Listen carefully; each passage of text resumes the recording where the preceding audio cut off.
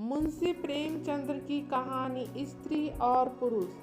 बिपिन बाबू एक कवि थे जिन्हें दुनिया में सबसे ज्यादा सुंदर रचनाएं महिलाएं ही लगती थी। इनकी कविताओं में भी सिर्फ महिलाओं के रूप, सुंदरता और यौवन की ही तारीफ हुआ करती थी। जैसे ही किसी महिला का जिक्र होता तो ये अलग और सुंदर सी कल्पना की दुनिया में चले जाते थे। इन्होंने अपने जीवन में भी एक ऐसी ही सुंदर महिला की कल्पना की थी।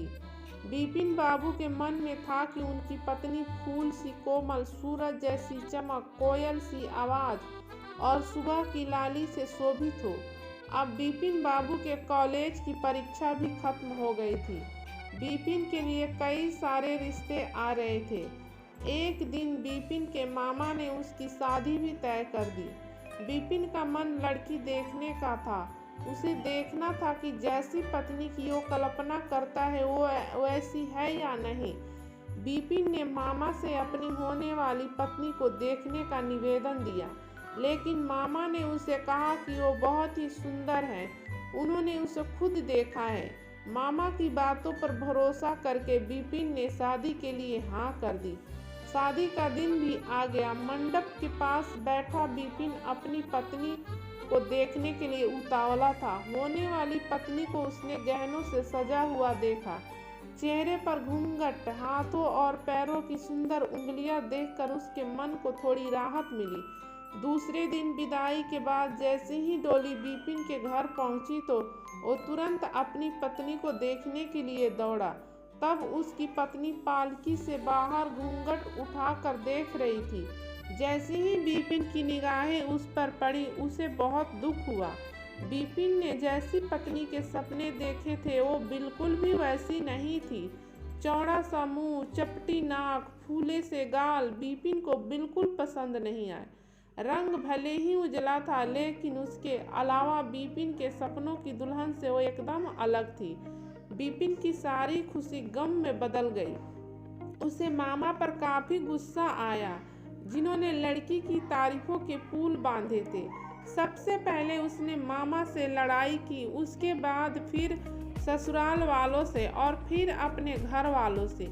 बिपिन के मन में हुआ कि इस महिला के साथ किस तरह से पूरा जीवन बिताऊंगा। इसके साथ पूरा जीवन मुझे कांटों भरा लगेगा। मैं सोच भी नहीं सकता कि ऐसी महिला से मेरी शादी हो गई। मेरे क्या ख्वाब थे और क्या हो गया। भगवान को मेरे साथ ही करना था। फिर उसके मन में हुआ कि शादी मैंने जबरदस्ती तो की नहीं थी। अब इस लड़की को क्या पता था कि पत्नी को लेकर मेरे क्या सपने थे। इसमें इसका क्या दोष है। इस सोच के बाद भी बिपिन का दिल उसे स्वीकार करने को तैयार नहीं था। मारती थी, लेकिन बिपिन के मन को बिल्कुल भी नहीं भाती।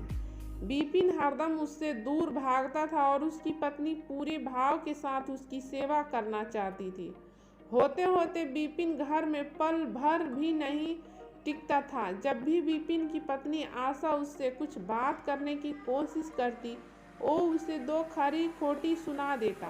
बिपिन रोज दोस्तों के साथ बाहर जाता और पत्नी घर में उसका इंतजार करती रहती जाती। काफी दिनों के बाद जब बिपिन घर खाना खाने के लिए आया तो आशा ने कहा कि आप मेरी वजह से घर में रहना ही छोड़ देंगे क्या। बिपिन ने मुंह मोड़ते हुए जवाब दिया, घर में ही तो रहता हूँ, बस आजकल नौकरी ढूंढने के लिए ज्यादा दौड़ भाग करनी पड़ रही है। आशा ने कहा, मैं खूब जानती हूँ कि आप घर में क्यों नहीं टिकते हैं। आप किसी डॉक्टर से बात करके मेरा चेहरा वैसा क्यों नहीं बना देते जैसा आप चाहते हैं। बिपिन से चीढ़ते हुए कहा, क्यों तुम बेवजह फिजूल की बातें कर रही हो। तुम्हें यहाँ आने के लिए किसने कहा। उसकी पत्नी ने पूछा, जब आपको किसी चीज़ से परेशानी है तो उसका इलाज भी करना होगा ना। बिपिन बोला, भगवान जिस काम को नहीं कर पाया उसे मैं कैसे कर दूंगा। गुस्से में आशा कहने लगी, इसके बारे में आपको सोचना चाहिए कि भगवान ने जो किया है उसके लिए मुझे सजा क्यों मिले। हर तरह की सूरत वाले लोग दुनिया में हैं, लेकिन उसके पति ऐसा व्यवहार उनसे नहीं करते। बिपिन ने झल्लाते हुए जवाब दिया कि क्या मैं तुमसे कोई गलत व्यवहार करता हूँ। क्या कभी मैंने तुमसे लड़ाई की है। तुम ही मेरे सामने आकर मुझसे बहस करने लगती हो। ये सब सुनकर आशा वापस चली गई। उसे लगा कि उन्होंने मेरे प्रति अपना दिल पर पत्थर बना लिया है। अब ये मेरी एक नहीं सुनेंगे। इधर विपिन का ऐसा रवैया देखते देखते आशा बीमार हो गई। वो अपनी जिंदगी से निराश थी। उधर बीमार आशा को देखने विपिन एक बार भी नहीं गया। उसके मन में था कि इसे कुछ हो जाए तो इस बार अपनी पसंद की लड़की से शादी कर लूंगा। अब तो विपिन को और भी छूट मिल गई थी। पहले कभी कभी आशा रोकती टोकती और बाहर जाने की वजह पूछ लेती, लेकिन अब विपिन पूरी तरह आजाद था। गलत आदतों में पड़कर विपिन सिर्फ अपने पैसे ही नहीं बर्बाद कर रहा था, बल्कि सेहत और चरित्र सब कुछ खो रहा था। होते होते विपिन का पूरा शरीर पीला और कमजोर पड़ने लगा। शरीर में सिर्फ हड्डियां ही नजर आ रही थी और आंखों के आसपास काले घेरे व गड्ढे पड़ गए थे। अपने चेहरे को देखकर रोज विपिन उसे संवारने की कोशिश करता, लेकिन कुछ हो नहीं पाता। एक दिन महीनों से बीमार पड़ी आशा बरामदे के पास चारपाई पर लेटी थी। उसने विपिन को काफी समय से नहीं देखा था, इसीलिए किसी से विपिन को बुलावा भेजा। आशा के मन में था कि बुलावा तो भेज दिया है, लेकिन वो आएंगे नहीं। आशा का बुलावा मिलने पर आज विपिन पहले ही की तरह झल्लाया नहीं। वो बिना संकोच किए आज आशा के पास जाकर खड़ा हो गया। जैसे ही आशा ने उसे देखा तो हैरान हो गई। उसने पूछा, क्या आप बीमार हैं? बहुत दुबले हो गए हैं और पहचान में भी नहीं आ रहे हैं। विपिन ने कहा, जिंदा रहकर भी अब क्या करना है। आशा ने नाराज होते हुए विपिन का हाथ पकड़कर चारपाई पर बैठा दिया और बोली, दवाई क्यों नहीं करते? आज आशा के इस तरह उसे खींचने पर विपिन नाराज नहीं हुआ। उसके व्यवहार में वो कड़वाहट नहीं थी, उसका गुस्सा जैसे पिघल गया था। चारपाई में बैठते ही विपिन ने जवाब दिया, अब दवाई से मेरा कुछ नहीं होगा। मौत ही मुझे अपने साथ लेकर जाएगी। मैं ऐसा तुम्हें दुख देने के लिए नहीं कह रहा हूँ। मैं भयंकर रोग से ग्रस्त हूँ और अब मैं बच नहीं सकता। इतना कहते ही विपिन चारपाई पर बेहोश होकर गिर गया। उसका पूरा शरीर कांपने लगा और पसीना पसीना हो गया। विपिन की ये हालत देखकर महीनों से बीमार पड़ी आशा झट से बिस्तर से उठ गई।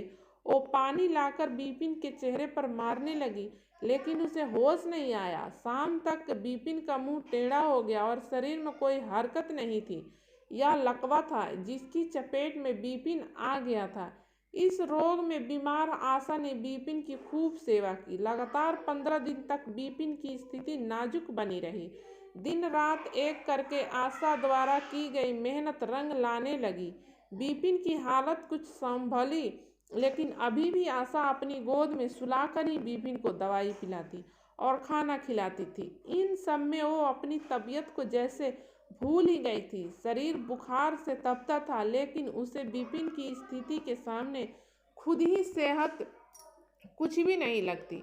अब विपिन के दोनों पैरों में थोड़ी ताकत आने लगी थी। होते होते 4-5 महीने में वो अपने पैरों पर खड़ा होने लगा, लेकिन उसका मुंह टेढ़ा का टेढ़ा ही रहा। उसके चेहरे पर पहले जैसी रौनक भी नहीं रही। एक दिन अपना चेहरा शीशे में देखने के बाद विपिन ने कहा कि मुझे भगवान ने अपने किए की सजा दी है। आशा, मैंने तुम्हें सुंदर नहीं माना और आज देखो मैं कितना क्रूप हो गया हूँ। अब तुम भी मेरे साथ वैसे ही व्यवहार करो जैसे मैं तुम्हारे साथ किया करता था। आशा ने हंसते हुए पति से कहा, आप मेरी आंखों से देखेंगे तो पता चलेगा कि आप में कोई अंतर नहीं आया है। आप पहले जैसे थे अब भी वैसे ही हैं। विपिन बोला, अच्छा, बंदर जैसा मुंह दिख रहा है और तुम कहती हो कोई अंतर नहीं आया।